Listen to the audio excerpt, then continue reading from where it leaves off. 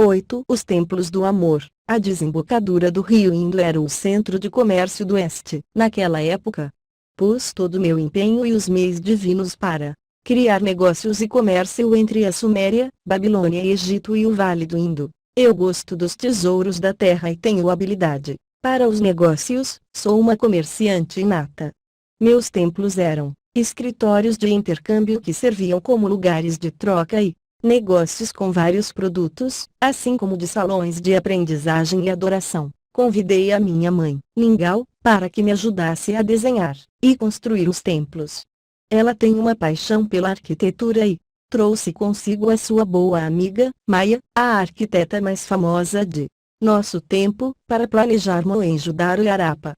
Maia já tinha desenhado outros templos na Suméria, mas nós três queríamos superar as criações anteriores.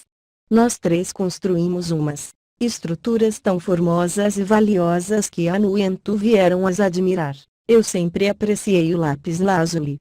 Seus azuis profundos realçam muito bem os tons de minha pele, mas não havia suficiente para construir todos os templos, por isso pedi a Enki que desenvolvesse um substituto em seus laboratórios. Em pouco tempo tinha mais que suficiente lápis, e cobri os pisos dos templos, as colunas e as telhas do teto com um novo lápis falso, que era meu presente de Enki. O mármore e o ouro se mesclaram elegantemente, com turquesa, malaquita e lápis em ritmos geométricos. Também convidei a Tara para que me ajudasse nos templos. Tara é a esposa de meu amigo Matali, o piloto de Enki. Matali não agrada muito bem a minha família, suponho que nos conheceu, como deuses, há muito tempo.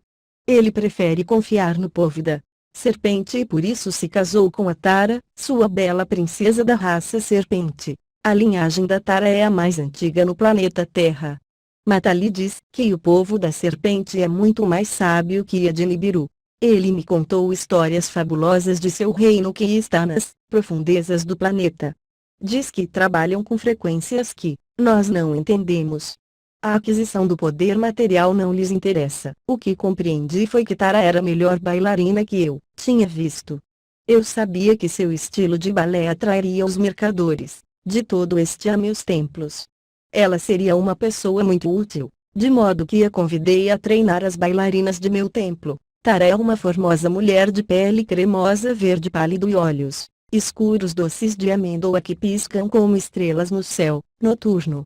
Colares de pérolas negras e bolinhas de ouro cobriam seus firmes peitos nus.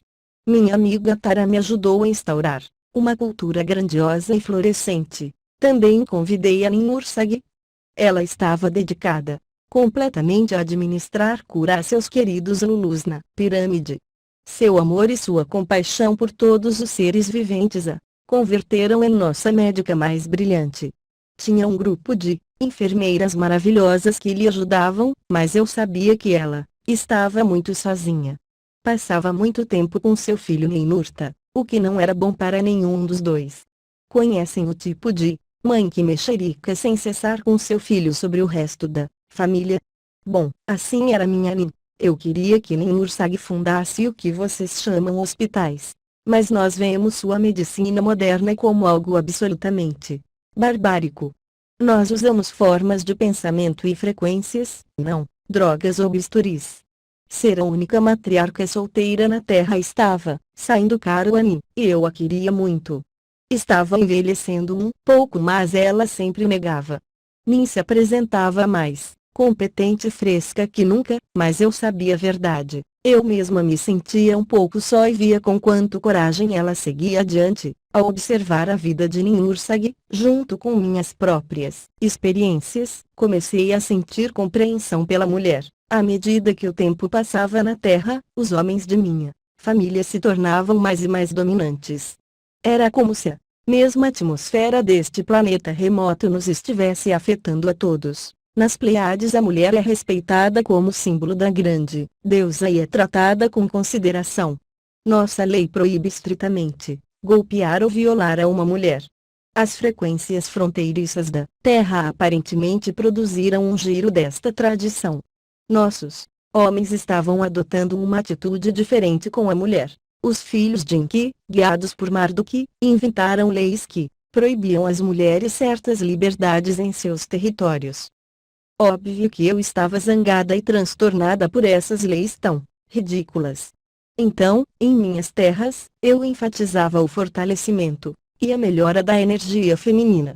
Decidi ensinar aos Lulus alguns dos mistérios pleiadenses, quando Ninhur Sagui que criaram os Lulus, deixaram alguns componentes chaves inativos.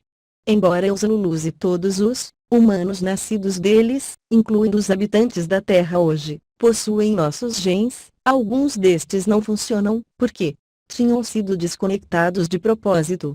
Aos Lulus foi ensinado a chamar a minha família de divina, mas nós escassamente o fomos. Os filhos de Anu são os adolescentes eternos, e palavras, como ambiciosos nos descreveriam com mais precisão. Intencionalmente tínhamos deixado os códigos genéticos de nossa raça trabalhadora parcialmente funcionando para que fossem mais dóceis. Eu sabia que não podia interferir no funcionamento do DNA dos Lulus, mas ninguém podia evitar que lhes ensinasse certos segredos. E como o pensamento cria realidade, eu esperava que algumas de minhas sacerdotisas e sacerdotes pudessem acender os genes divinos que estão presentes em todos os Lulus e fomentar deste modo sua evolução latente por meio da secreção hormonal. Na época atual, o Samkhya é tudo o que fica da sabedoria pleiadense. Samkhya é uma palavra sânscrita que significa enumerar. O conceito Samkhya sugere que a matéria está organizada a partir de dois componentes primários, consciência e energia, que interagem para criar o universo. É o pensamento focado conscientemente no que move as frequências de energia para que se convertam a si mesmas no teatro de todos os mundos infinitos e inumeráveis. Os físicos em seu tempo presente se estão aproximando deste entendimento, mas os falta um componente, e esse é o amor. Não a classe de amor que experimentaram como humanos, um pouco limitado e impossível de predizer, a não ser o amor como uma força primária. A um cientista contemporâneo nunca lhe ocorreria medir um estado de consciência como amor, mas esse é o segredo. O amor é a peça que falta em todas as teorias de campo unificado. O amor do primeiro Criador é a causa principal deste universo e de todas as outras realidades dimensionais que existem. Não dizem seus professores que o amor é a maior de todas as virtudes? Não obstante, é muito simples, muito óbvio para a maioria das pessoas. De modo que ensinei este Samkhya em meus templos, ensinei a minhas garotas e a alguns dos homens que queriam aprender a usar suas formosas mentes e corpos para trazer esta força, a força do amor divino, à terra, a nossas cidades, nossos campos e a nossos filhos. Foi uma época maravilhosa para todos nós. Os negócios prosperavam. As mulheres lhes permitia ter suas propriedades e manter sua fortuna por separado se o queriam. Deste modo ninguém as escravizava. Ambos os sexos eram soberanos, e os homens eram igualmente felizes. Houve um florescimento da civilização e as artes. Nossos campos eram abundantes, o comércio com a Suméria e Egito gozava de prosperidade e as artes da dança, o canto, a pintura e a escultura estavam em todo seu apogeu. Os rumores das obras arquitetônicas de Maia se pulverizaram por todo o mundo. De todos os rituais iniciados em meus templos, o rito do matrimônio era o favorito. As sacerdotisas se vestiam e preparavam a noiva, que era educada nas artes de agradar a seu marido e em métodos de assegurar a concepção quando o desejasse. O marido também era preparado e instruído nestes assuntos. Nesses tempos era de conhecimento geral o fato de que o maior prazer se conseguia estimulando a fêmea ao ponto mais elevado do êxtase. A noiva se convertia no canal para toda a energia feminina na criação e o marido se convertia em toda a energia masculina. Essa união permitia que as forças do primeiro Criador e da grande deusa se expressassem na terra. O segredo desta união é a concentração. Nós treinávamos ao casal para que obtivesse uma concentração profunda olhando-se mutuamente aos olhos enquanto estavam realizando o ato. Cada célula do corpo, assim como toda a consciência do ser, deve estar ali nesse momento. Todo pensamento deve estar enfocado no agora. Uma mulher não pode obter estados elevados de conscientiza nesta união se está preocupada com a lista de legumes ou alguma outra tolice. Pensar no passado ou preocupar-se com o futuro somente debilita a experiência. Receitávamos vinhos e elixires para aumentar a concentração daqueles que requeriam de ajuda, mas nossos melhores alunos não necessitavam nenhum tipo de ajuda exterior. As energias que eles emanavam reforçavam a fertilidade de nossa agricultura e a felicidade de nosso povo. Frequentemente curavam os doentes. No Vale do Indo se amava e se venerava aos animais. Em nossas transações usávamos elefantes e bois. Chegamos a querê-los tanto que os venerávamos nos templos. Eu tinha lugares destinados para que os velhos se retirassem com segurança. Ali lhes amava e lhes protegia. Os meninos os visitavam com frequência. Muitos dos Lulus ainda conservavam o dom de falar com os animais e lhes buscava para que treinassem aos elefantes, ao búfalo asiático, aos bois, leões, gazelas e toda classe de animais. Até hoje meus olhos se enchem de lágrimas quando recordo meus 2 leões domésticos. Estas criaturas me amavam com todo seu coração e foram uma grande bênção para mim. A sabedoria que me ensinaram nunca me deixará. O macho me permitia montar sobre seu lombo pelas ruas e nunca me abandonava. A fêmea me cuidava com os instintos firmes de uma mãe. Estou segura de que nunca senti tanto amor e lealdade como os que eles me brindaram. Depois de uns quantos centenas de seus anos, comecei a perder o encanto de estabelecer uma nova civilização no Vale do Indo. Os negócios estavam indo bem, os templos estavam construídos, e minhas sacerdotisas estavam tão bem treinadas que já podiam dirigir as coisas sem mim. Meu amigo Matali me levava com frequência à cidade suméria de Uruk para controlar as entregas de grão e coisas assim. Sentia saudades da Suméria, Egito e o Abisud em que minhas cidades não eram tão sofisticadas, não tinha porto espacial com acesso à estação em órbita.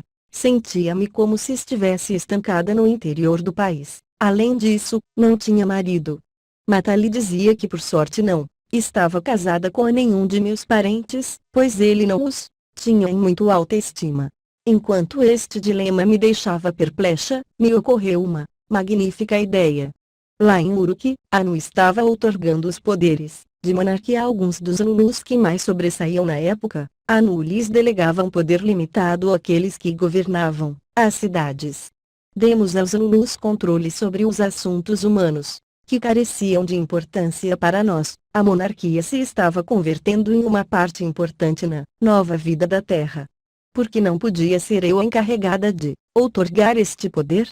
Se podia convencer Anu de que eu podia substituí-lo, ele não teria que preocupar-se com tudo isso e teria mais tempo para si e para as festas de Antu. Eu sabia que Antu gostaria da ideia. Antu sempre me tinha querido e eu tinha esculpido seu rosto nas estátuas das deusas de meus templos. O fato de ser a irmã de Anu lhe tinha outorgado um poder indisputável e tinha conexões políticas por toda a galáxia. A Antu nunca pareceu lhe incomodar o fluxo contínuo de concubinas de Anu. Eu sempre suspeitei que ela sabia inundar-se em estados de consciência elevados. É uma dama tão feliz, cheia do que chamam hoje de vida.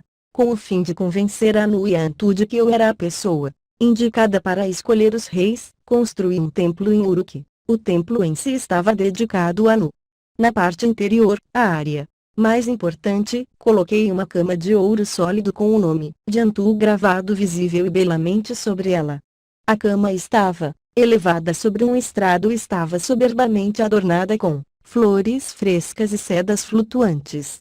Este templo em Uruk se chamava a morada de Anu. Mas a cama que estava dentro do lugar sagrado mostrava a todos e que mulher escutava Anu. Que detalhe! Ambos adoraram. Quando lhes pedi que me concedessem o direito de outorgar a monarquia, ambos concordaram. Claro que eu devia informar Anu sobre minhas decisões. Minha bisavó Antu estava feliz com as perspectivas de minha nova carreira. E que melhor maneira de encontrar um marido